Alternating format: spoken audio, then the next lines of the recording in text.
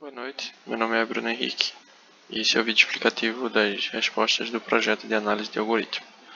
Primeiro, letra A. Com o vetor ordenado, a gente pode utilizar a busca binária, tendo a complexidade O log de n. Na B, O de n, devido à necessidade de realocar vários elementos de um vetor por ser reordenado.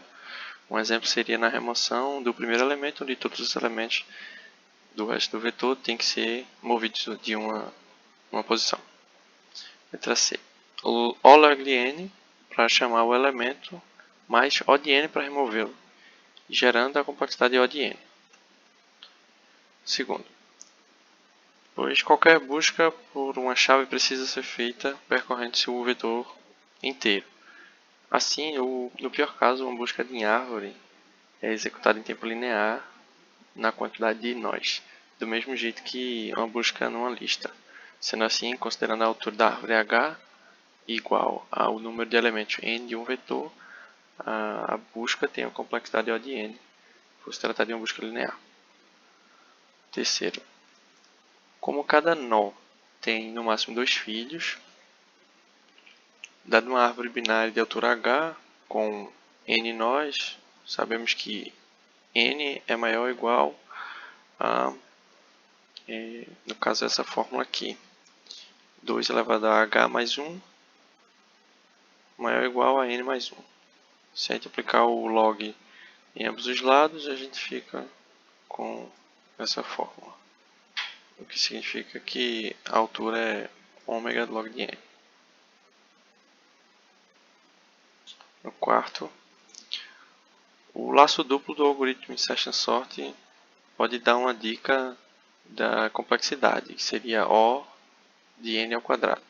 Mas no caso do selection sort, a cada iteração o algoritmo busca qual é o menor valor do array e coloca ele no início. Uma vez que a troca é feita, a posição do início é incrementada.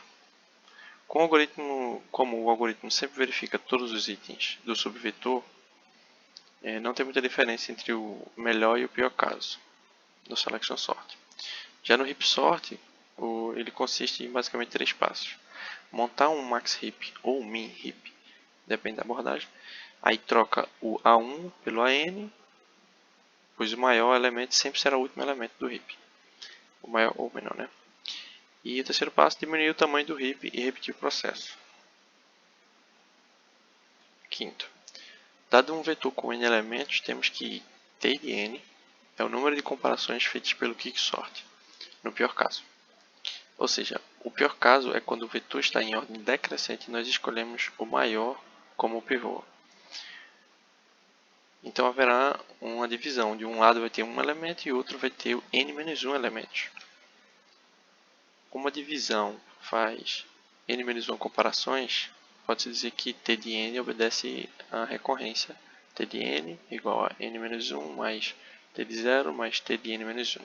Como T de 0 é 0, a recorrência se reduz a isso aqui.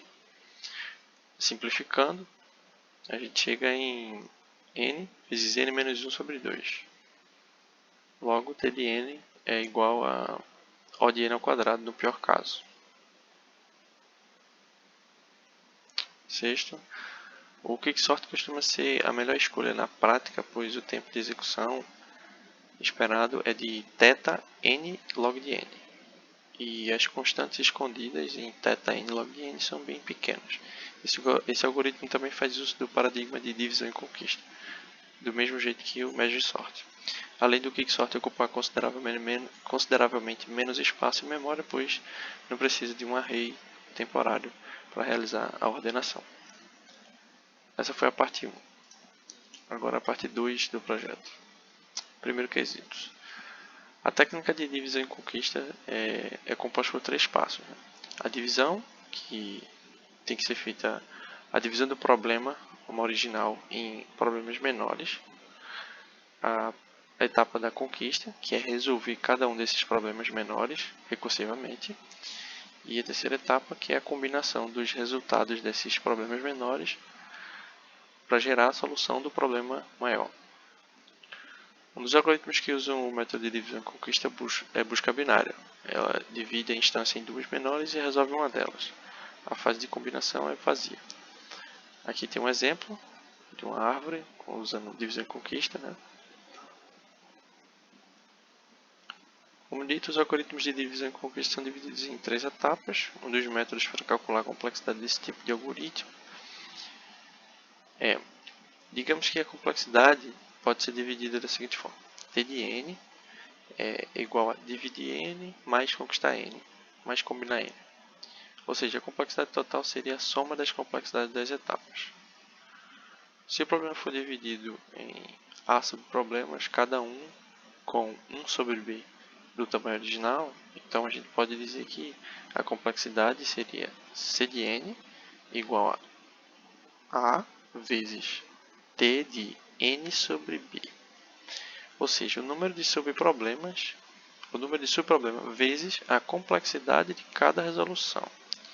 Se chamarmos de D de n a complexidade de dividir o problema, então uma expressão geral de solução para os problemas de dividir e conquista seria T de n igual a vezes T de n sobre b mais D de n mais C de n, pois sabemos que todos os algoritmos de divisão e conquista possuem as 3 etapas.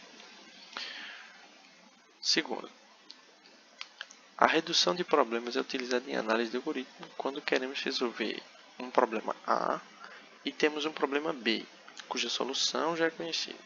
Com isso, transformamos esse problema A no problema B e convertemos a solução do B para a solução de A. Com isso, dados dois problemas A e B, uma redução de A para B é um algoritmo polinomial que resolve A utilizando B.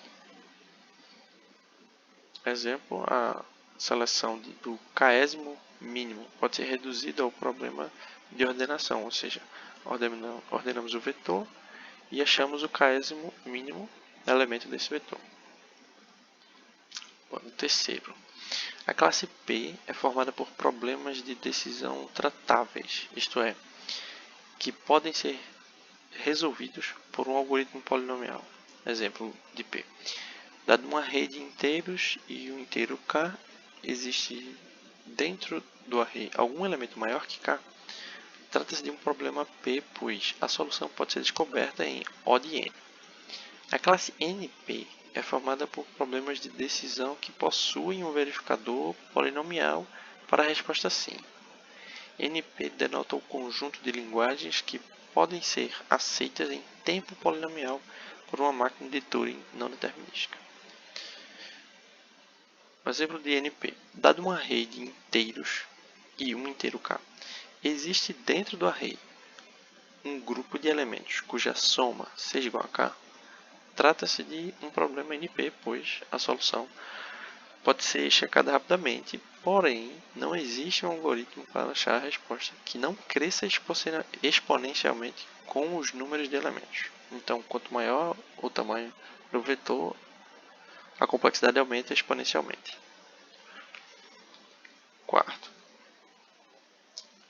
Bom, para responder, a gente tem que estabelecer alguns conceitos, né? E primeiramente precisamos definir que um problema NP difícil. A gente precisa primeiro definir um problema NP difícil. Um problema de decisão D qualquer é dito NP difícil se todos os problemas da classe NP puderem ser polinomialmente redutíveis a D. Ou seja, ele é pelo menos tão difícil quanto qualquer problema em NP. Dito isso, um problema é NP completo se ele for NP difícil e estiver em NP. Mas o que significa estar em NP? Como explicado na questão anterior, é um problema que pode ser verificado em tempo polinomial, mas não necessariamente existe uma solução polinomial para o mesmo. Um exemplo clássico, que é inclusive o primeiro problema a ser definido como NP completo, é o problema de SAT.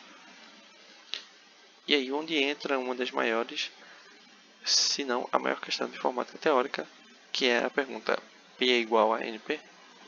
Sabemos que problemas NP completos podem ser verificados em tempo polinomial, porém, se encontrarmos uma solução em tempo polinomial para apenas um problema X que é NP completo, então poderíamos afirmar que P é igual a NP. pois todos os outros problemas NP completos poderiam ser reduzidos a x. E também ter uma solução polinomial. Segue abaixo um gráfico explicando como seriam os diagramas.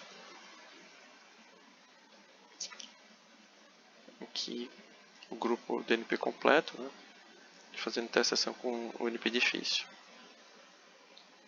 onde P seria diferente de NP, e aqui o NP difícil englobando todos os NP completos, onde seria P igual a NP.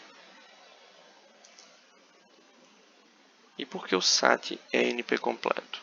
Porque não se conhece um algoritmo que, em tempo polinomial, consiga resolver se uma expressão booleana é verdadeira ou falsa. Porém, é fácil verificar, em tempo polinomial, se uma dada entrada satisfaz aquela expressão booleana.